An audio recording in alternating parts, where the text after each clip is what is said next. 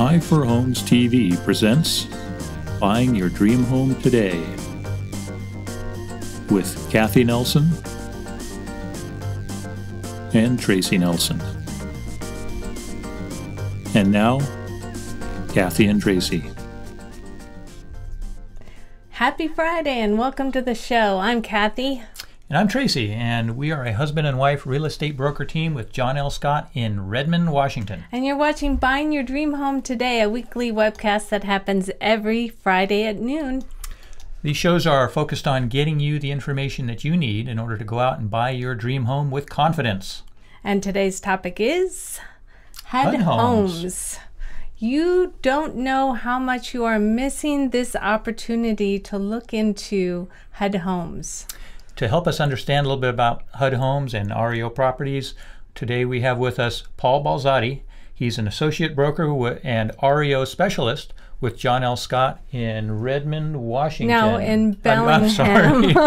Bellingham, Whatcom County. Yeah, Bellingham, Washington. We're in Redmond, aren't we? Yeah, we're in Redmond. Welcome, Paul. Thank you for coming on the show today. Hello. Yes, Bellingham, Washington is right. Sorry about that. How is the weather in Bellingham? It's beautiful. It's sunny. It's perfect up here today. Yeah, it's gorgeous here too. It's always this way in the Northwest, isn't it? Yeah, absolutely. Lately it has been. Why don't you tell us a little bit about yourself? I'm sure. So again, it's Paul Balzotti. I'm up here in Bellingham. I grew up with a family of realtors down in Seattle and came up here to go to college and then ended up staying up here. And I've been in real estate in Bellingham for a little over 12 years. And then I've been doing a lot of foreclosure properties and short sales. I've kind of started to specialize more in that over the last 6 or 7 years. Very cool. So you've been around. Yes, 12 plus years. I started young. And what got you into this? I mean, you kind of split your time between REOs and regular. What got you into this? Well, it's just kind of where the market was going, right? So when the market started to slow down in 2007, 2008, I just went where the market was. So I had a lot of sellers that all of a sudden needed to short sale their home. So I jumped into learning about short sales. And I was doing short sales before most people knew what a short sale was. And then I got an account with Fannie Mae and got certified with HUD to help sell properties like that as well. We're just looking at your website here. You've got a lot of great information on it. You do, but also smart move for you to do that. Yeah, sure. Okay. Absolutely. Trace, you want to tell or ask the first question? Topic one today. HUD homes. What is a HUD home? Why might a HUD home be a great opportunity? Okay, so HUD homes that is just the Department of Housing and Urban Development, and that department of the government, it's their foreclosed homes that have went back to them that then they're reselling. And with HUD homes, it's only a portion of the bank-owned properties that are on the market. But what makes them unique is it's truly like a bidding process on their website, and you bid on these homes. They're being sold as is, of course, which is the way that most REO properties are. But what makes them even more unique is, unlike a lot of other foreclosed homes that are owned by Fannie Mae or Freddie Mac or some of the big banks, they are completely hands-off. So you come to these properties and they might not have power, they might not have water. If they have a well that might not be connected or turned on, and you're bidding on these properties as is, and you have a 10-day period to do all your inspections. You need to pay to turn utilities on. If you want to get this done in 10 days? You do? You have a 10-day inspection period. So even though you are bidding on them as is, you typically do still have a window to get out of the deal. Oh, okay. Yeah, you don't have to close in 10 days. In fact, a lot of these houses you could still finance just with typical financing if the condition allows for it. Well, see, that's a good point. A lot of people don't know that too. Yeah, and so you can finance a HUD home or a lot of REO properties, especially if the condition is decent enough. It could need new carpet and paint, but if all the utilities are functioning and the roof is in good condition and things like that, you can finance it. And then even if it's in rough shape, Sometimes there's loans for that as well. But with HUD in particular, it's a little bit more work than your typical bank-owned home because, again, you're putting out money to inspect these properties, to learn about them, and take them as is. But there's good opportunities there because a lot of them are sold at a discount. The longer the home sits, say some of them have been on the markets for a year, is that a good thing? Because with the bank-owned properties? Yeah. Absolutely, because people think that the bank, whether it be Fannie Mae, Freddie Mac, Bank of America, or HUD, the Housing and Urban Development, when they get these properties back, they think, oh, they must just want to just get these off their books, and they just want to let me just write them a low offer right now. Yeah. And they're just like any other seller, where when they get these properties back, their first instinct is to try to get as much money for the property as possible. So when they come on as a new listing, they oftentimes are coming on based on an appraisal that they got, and they're going to be trying to get as much as they can. The longer that they sit on the market, the more they're just going to be apt to lower the price until it sells.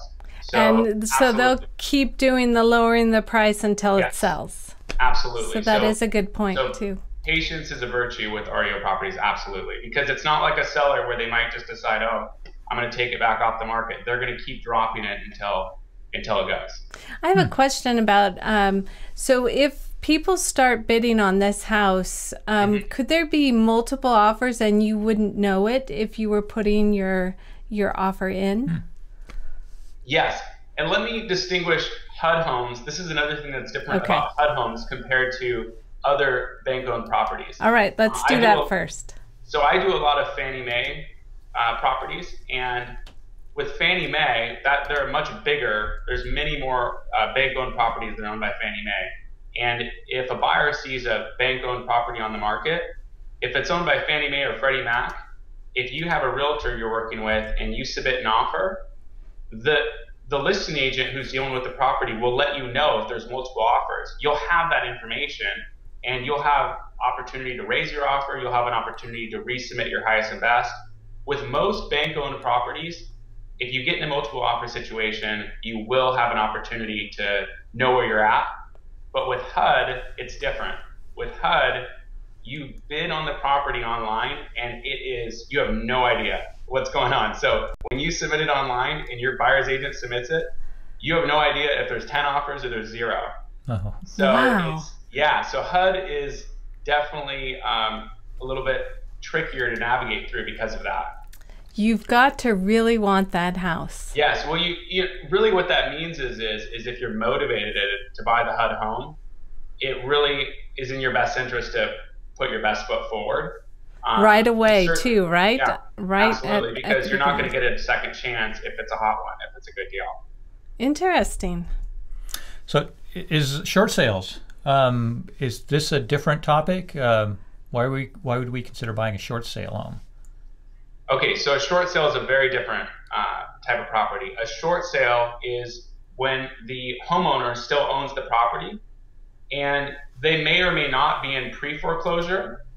But all a short sale indicates is that the seller owes more on the property than they can sell it for. So example would be, let's say a seller owes $400,000 on a property and it's listed for $375,000. That $25,000 gap, that's the short sale. And when that short sale goes on the market and you write that offer, it's a totally different process, because once you submit an offer on a short sale, you have to wait for the seller's lender, who they owe the money to decide if they're going to accept the discounted payoff. And this can take anywhere from, it could happen in a month, but it could take 7, 8, 9 months. So really, with a short sale, it can be a long process. Now, why would people want to do that? I mean, the sellers really want to sell this too, I assume. Yeah. So how would you get the buyer to be motivated on something like that? The buyer's got to be able to handle that time frame. Right, and so I would say that 50% or more of the buyers don't look at short sales, and so that is a factor. If you're in a situation where you're moving from one house to another you just sold your house and you need to move, yes, you're not going to want to look at a short sale because you cannot dictate the closing date. Another scenario is, let's say you're relocating into the area and you want to move directly into the home, or your lease is up and you're renting a home. You do not want to look at a short sale if your time is constrained. But when you do want to look at a short sale is, let's say that you're in no rush to buy. You could buy now, or you could buy in 6, 7, 8, 9 months. If you have that luxury as far as your time frame goes, there could be really an opportunity there. Because if you love this property and it's a good price, you might be in a rental that you're month to month on, or you might be in a home that you could sell later. You don't need to sell to buy. Whatever your situation is if it's not requiring you to move within a month or two, a short sale can be a good opportunity. And the main reason why someone might look at a short sale is, especially when the inventory is low, like it is down there right now, or even up here. Yes. When the inventory is low and your options are limited, you can find it opens up your parameters of homes you can look at, and it also can be a good opportunity because short sales typically sell for about 5 to 10% below market. So you usually do end up getting a better deal because there's a smaller buyer pool for that type of property. So, and prices are based on supply and demand. So with less buyers considering that house, usually they have to drop the price a little bit to get people to even want to deal with it. That's another great reason, is that it's in this market now where it's multiple bids and multiple offers and things like that, where if you go to a short sale, you're going to be like the only one probably trying for that one. Perhaps. Yes. And so not only that, let me say one more thing about short sales is, don't think that, oh, I can get a screaming deal on this house. There's a real balance with short sales, because if the price seems too good to be true, it might be. Because when it's listed, that's not the bank setting the price. That's the seller setting the price, or the listing agent. And so if you see a short sale, if you have the time to go for it, it could be a great opportunity for you. But just the buyers have to realize that if the price is too low, you might wait 2 or 3 or 4 months for a response from the bank.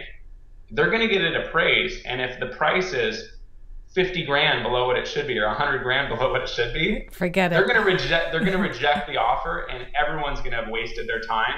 So really, the sweet spot with short sales and the realtors that have got really good at them, they'll slightly discount the price and try to get a reasonable offer. And if you're willing to write a reasonable offer because you really like the house, you'll definitely get a little bit of a discount. But usually if the price is too low, that's usually how these short sales fall apart. Gotcha. And, good point. Because it has to make sense for the bank to take the discount. Otherwise, why would they bother to do it? Yeah, why would they? It's still a deal. There was a question earlier that to purchase a HUD home, do you need to come up with cash? Most of the time, you want to have, you want to have some money no matter what, because you're going to be paying. You're going to be paying. You're turning on the yeah. You need some systems. cash. You need some cash just to get going. You need to put a decent deposit down. As far as the financing goes, if the HUD home happens to be in pretty decent condition, then there is some no down programs. There's a state bond program, and there's the USDA program if you're outside of the city limits in some areas. Mm-hmm. That if you qualify, if your income qualifies for some of these zero down programs, if the house is in good enough condition, then yeah, you might be able to do a zero down on a HUD home. But, that's awesome. I didn't know that you could use look at the house. Yeah, the USDA loan. I didn't know you could do that for a home like that. If the house is it's got to be in good enough condition. So you have to see each one individually and see where it's at. Okay, good point. Finding a bank-owned and short sale homes, are there websites? Do we need a real estate agent? Give us a little bit of information on that. Yeah, so one thing I want to warn people is when you Google these things, don't pay for these websites that say foreclosure.com. I don't want to say any website in particular, but there's a lot of websites out there claiming to offer you information on foreclosures, and a lot of it is really useless information, and they're just trying to get you to subscribe or trying to get you to just they're trying to sign you up to refer you to sell you as a lead to realtors. And so it's not smart really to go about it that way. Use a realtor. All the bank-owned homes that want to be sold, all of them that are listed, and all the short sales will be listed on the MLS. If you want to look for yourself, there's 3 really good website resources for bank-owned homes that are direct and official. There's homepath.com, which is all the Fannie Mae homes for sale. So homepath.com. There's, with Freddie Mac, there's homesteps.com. And then the third one for HUD, like we were talking about, the official HUD website would be HUDhomestore.com. HUDhomestore.com. All one word, HUD Home Store. HUD Home Store. Those 3 websites will take you directly to the listings. You can sign up and actually get alerts oftentimes before these even come on the market. And that's really nice too. Yeah. But then otherwise, use a website that's linked to the MLS, like johnlscott.com. johnlscott.com is linked to the MLS. As these foreclosures come on the market, as the short sales come on the market, you can go to johnlscott.com. It'll show you all of the listings listed that are active for sale. Excellent. Is it? Are they on Zillow and everybody else as well? Well, that's a good point. Are they on Zillow? Yeah. Well, Zillow's going to have a lot of them, but the only thing I would warn about Zillow is there's a lot of Zillow is just collecting a lot of information, and it's not all accurate because they don't have a direct link with our multiple listing service. That's true. Yes. And a lot of times people will call me and say, "Oh, I saw this pre-foreclosure on Zillow for $100,000. Let's go look at it." And it's just Zillow listing some information about, what some people owe that the house is going to foreclose. It's just there's a lot of random information on there that is not accurate or is not relevant to being able to buy the property. And if you're truly looking at wanting to just search for homes that are active for sale, you'd want to, again, use a site like johnlscott.com or another company website. And get a real estate agent as well. Yeah, and get an agent. Really, it's just a no-brainer to be working with someone else. I know it sounds biased, of course, from us, but it really is just to navigate through this process. Yeah. Yes, definitely. So what is the process? I get this last topic today. We don't have too much more time available, but the last topic is the purchase process. How is it different? What can the buyer expect? Well, you are buying these homes primarily as is. Even with the short sales, there's not a lot of motivation from the seller to do a lot of work. So you're taking the condition as is. You typically do get an inspection contingency still with most of these properties, but you're buying it as is. Most of them are financeable if the condition allows for it. And I would say with a bank-owned home, it'll take about an extra week or 2 on average. So instead of maybe closing in 5 weeks, it might take 6, 7, 8 weeks. It's not bad though. No, it's not bad. And then so bank-owned homes can close almost as quickly as a regular sale. And then with short sales, like we talked about, that takes some more patience. You're looking at anywhere from a month to a year. Do they have their own inspectors when you have inspections? With the bank-owned homes? Yes.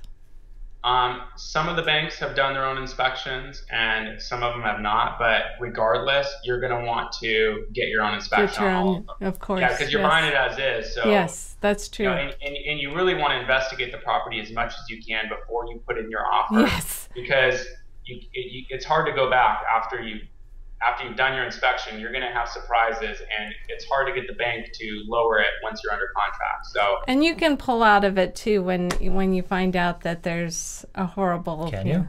Can you? Yeah, well, you usually can, but of course you're going to have to look at the contract you're signing, and so every contract's different. Most of the banks, HUD, Fannie Mae, Freddie Mac, usually do allow for an inspection period, but you definitely want to check what you're signing before you agree. Good point there too, and you can submit some of these offers right through the websites too, right? Yeah, but almost all of the bank websites require that you use a buyer's agent actually to submit an offer. Okay.